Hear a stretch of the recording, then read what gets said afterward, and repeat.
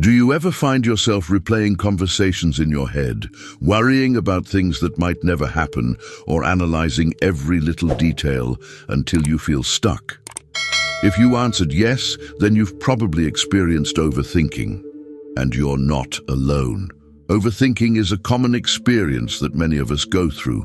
In fact, according to a recent survey, 86% of respondents admitted to overthinking at least once a week. And another study found that overthinking is more common among women than men.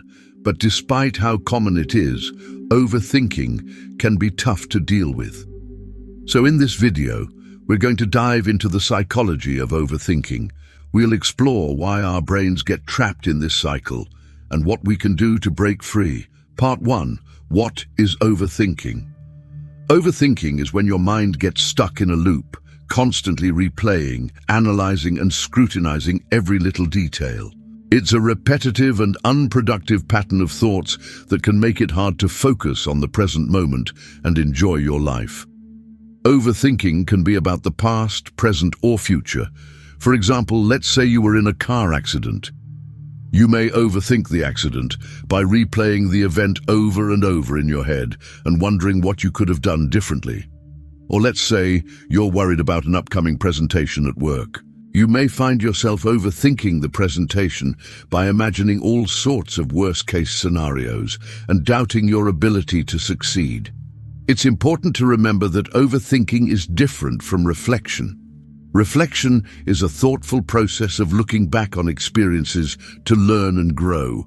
Overthinking, on the other hand, is a ruminative process that keeps you stuck in a cycle of negativity and doubt. When you reflect, you come away with insights and a sense of clarity.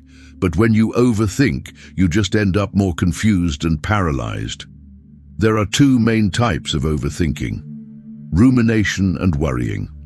Rumination is when you keep replaying past events in your head and beating yourself up for your mistakes. Worrying is when you fixate on potential future problems and outcomes. Part 2. The psychology behind it. Now that you know what overthinking is, you might be wondering why you do it. Well, there are several psychological factors that contribute to overthinking. First, our brain has a negativity bias. This means that we naturally focus more on negative information and potential threats than positive information. So if something bad happens, we tend to dwell on it and replay it in our heads over and over again. Second, overthinking is linked to anxiety.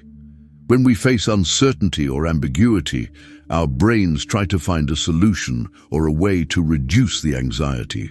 So we start thinking and overthinking to try to figure out all possible outcomes and what might happen. Third, overthinking gives us the illusion of control.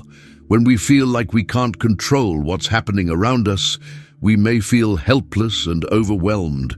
So we start overthinking to try to create a sense of control. However, this usually backfires and makes us feel more stressed and anxious. Fourth, cognitive distortions play a big role in overthinking. These are patterns of thinking that distort reality and make things seem worse than they actually are. Some common cognitive distortions that occur during overthinking include catastrophizing, where you imagine the worst-case scenario; black and white thinking, where you see things in extremes and ignore the gray areas; and what-if spirals, where you endlessly wonder about unlikely possibilities. These are some of the psychological factors that contribute to overthinking. And while it can be helpful to understand why you overthink, it's also important to know how to stop. Part 3. The consequences. Now that you know what causes overthinking, you might be wondering what the consequences are. Well, overthinking can have serious consequences for your mental, emotional, and physical well-being. First, overthinking takes a toll on your emotions. When you're constantly stuck in a loop of negative thoughts, it can be hard to feel happy or at peace. Overthinking is closely linked to anxiety, depression, and other mood disorders. Second, overthinking can affect your relationships. When you're always overthinking, it can be hard to trust others and feel connected. You may become hypercritical of those around you and start to expect them to read your mind. Third, overthinking takes a physical toll on your body. When you're constantly worrying, your body produces stress hormones that can affect sleep, cause headaches, and lead to fatigue. Fourth, overthinking leads to decision paralysis. When you're stuck in a loop of negative thoughts, it can be hard to make any decisions. You may feel like you're overanalyzing every little detail, and it becomes hard to take action. Fifth, overthinking damages your self-esteem. When you're constantly beating yourself up for your mistakes or doubting your abilities, it can be hard to feel good about yourself. Overthinking can make you feel like you're not good enough, smart enough, or beautiful enough. Part 4. How to break free. Now that you know the consequences of overthinking, you might be wondering how to stop. Here are 5 tips to help you break free from the cycle of overthinking. Number 1. Become aware of your overthinking. The first step to breaking free from overthinking is becoming aware of it. When you notice that your thoughts are getting carried away, take a moment to label it as overthinking. This can help you create some distance between you and your thoughts and give you a chance to interrupt the cycle. Number 2, interrupt the loop. Once you realize you're overthinking, it's important to interrupt the loop.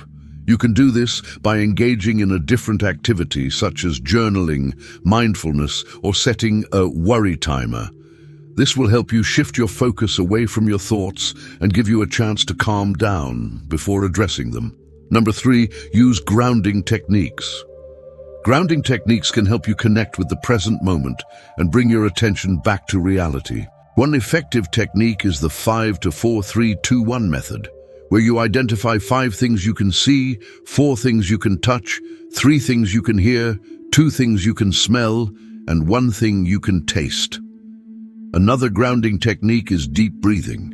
Take a few deep breaths, counting to 5. Inhale with your belly, not your chest, then breathe out and count to 5 again. This can help you relax and bring your thoughts back to the present. Number 4, shift to action. When you're overthinking, it's easy to get stuck in a loop of what-if questions and worst-case scenarios. Instead of focusing on the negative, try to shift your thoughts to what you can do. Ask yourself, what can I do now to improve the situation? This can help you take control and feel more confident. Number 5, practice self-compassion. When you're overthinking, it's easy to be hard on yourself and constantly criticize your decisions and actions. Try to talk to yourself as you would talk to a friend. Be kind, patient, and understanding. Remember that everyone makes mistakes, and it's important to forgive yourself and move on. Breaking free from overthinking takes time and practice. Don't get discouraged if you slip up or have a setback. Just keep trying, and eventually you'll be able to quiet the noise and enjoy your life more. Part 5. Conclusion. Overthinking is a natural habit of the brain, but you don't have to stay stuck in it. By understanding the psychology of overthinking and practicing the tips we've discussed, you can free yourself from the cycle of negativity and doubt. The next time you catch yourself spiraling, try one small technique from today. Over time, these tiny shifts can make a big difference and help you live a more peaceful and joyful life. If this video helped you, don't overthink it. Just hit like and subscribe and share it with someone who might need it. Thanks for watching, and see you next time.